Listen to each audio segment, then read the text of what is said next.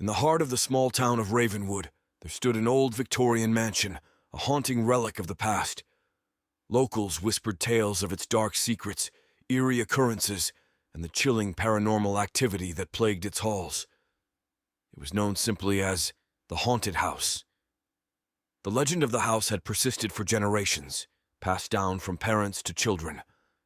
It was said that the house was once owned by a reclusive inventor named Samuel Hawthorne, who was obsessed with creating lifelike dolls.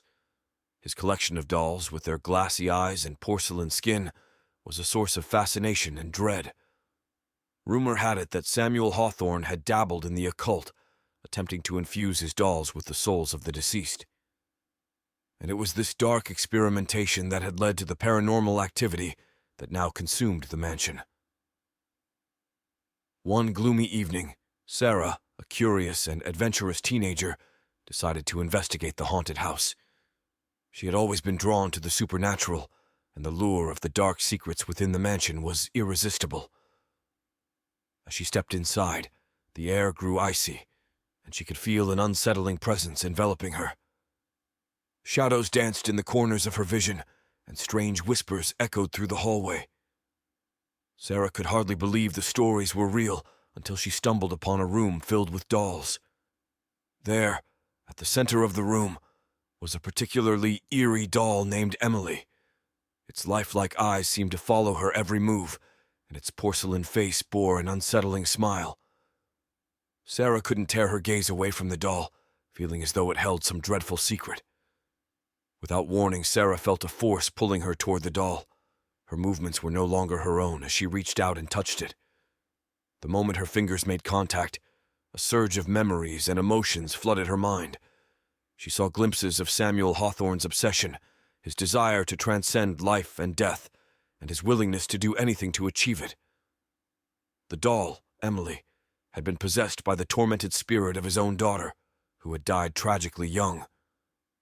Sarah, now a vessel for Emily's spirit, understood the truth of the house's paranormal activity. It was not malevolent, but a cry for release from the trapped souls of Hawthorne's dolls. With newfound purpose, Sarah embarked on a journey to free the souls of the dolls and put an end to the house's haunted legacy. She enlisted the help of a local historian, who revealed the only way to break the curse: to reunite each doll with an object of deep, personal significance. As Sarah worked tirelessly to fulfill the task, she uncovered more about Samuel Hawthorne's dark secrets and the tragic events that had led to the possession of the dolls. With each doll she helped, she felt their gratitude and saw the relief in their glassy eyes. Finally, after months of dedication, Sarah managed to free the last doll, Emily, from her possession. As the spirit of Samuel Hawthorne's daughter departed, the house ceased to be haunted. It stood silent, a relic of the past with its dark secrets finally at rest. But as Sarah walked away from the mansion, she couldn't help but feel that something was amiss. That night, as she slept, she had a disturbing dream. She saw herself standing in the room with Emily, the doll's porcelain face twisted into a wicked grin. And then she woke up, realizing the true twist of the story.